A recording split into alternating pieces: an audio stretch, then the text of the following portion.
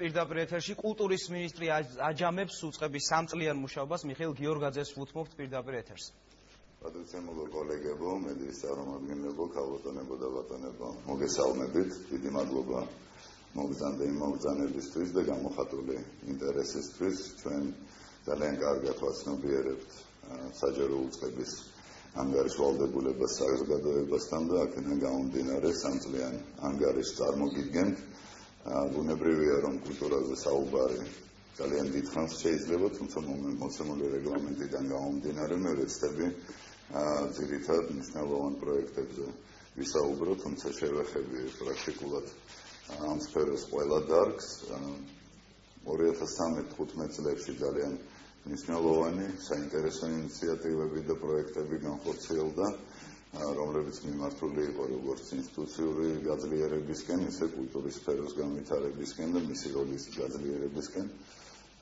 ჩვენთვის ძალიან მნიშვნელოვანი იყო გააქტიურებული, უპრეცედენტოდ გააქტიურებული თანამშრომლობა საერთაშორისო ორგანიზაციებთან.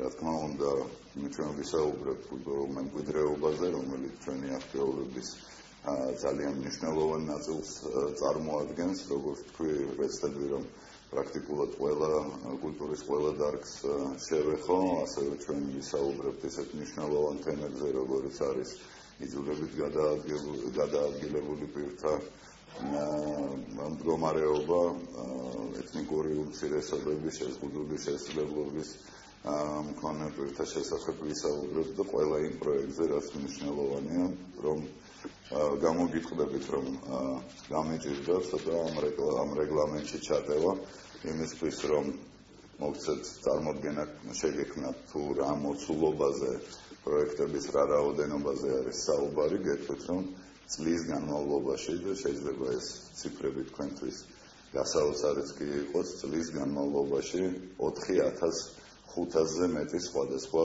პროექტი და ღონისძიება ხორციელდება კულტურის სამინისტროს ძალიან აქტიური ჩართულობით და 2 მილიონზე მეტი ადამიანი არის ამ პროცესებში ჩართული და ეზიარება კულტურას და ხელოვნებას. ჩვენ ნებამომიც გადავიდე უშუალოდ პრეზენტაციაზე, როგორც მოგახსენეთ, კულტურაზე საუბარი ძალიან დიდ ხანს შეიძლება და დარწმუნებული ვარ, რომ თითოეულ ჩვენთაგანს არაერთხელ ვისაუბრია იმასთან დაკავშირებით, თუ რა მნიშვნელობა აქვს ჩვენთვის კულტურას, რამდენად უნიკალური, ძველი, თვითმყოფადი არის ჩვენი კულტურა, მაგრამ მე ვფიქრობ, რომ ეს ასე ვთქვათ, საგრძელოების ფორმატი უნდა გადავდოთ გვერდზე და სწორედ ამიტომ კულტურის სამინისტროს ინიციატივით ჩვენ წლის დასაწყისში დავიწყეთ ძალიან მნიშვნელოვანი პროცესი, გადაუჭარბებლად შეიძლება ითქვას, რომ ისტორიული პროცესი, რომელიც გულისხმობს კულტურის სტრატეგიის დოკუმენტის შემუშავებას. მე ვერ წარმომიდგენია არა მხოლოდ კულტურის სფერო, ნებისმიერი სფერო, რომელიც გრძელვადიანი ხედვის გარეშე შეიძლება განვითარდეს სწორად და არა ქაოტურად. კულტურის მინისტრი აჯამებს უწყების მიერ გაწეულ სამუშაოს.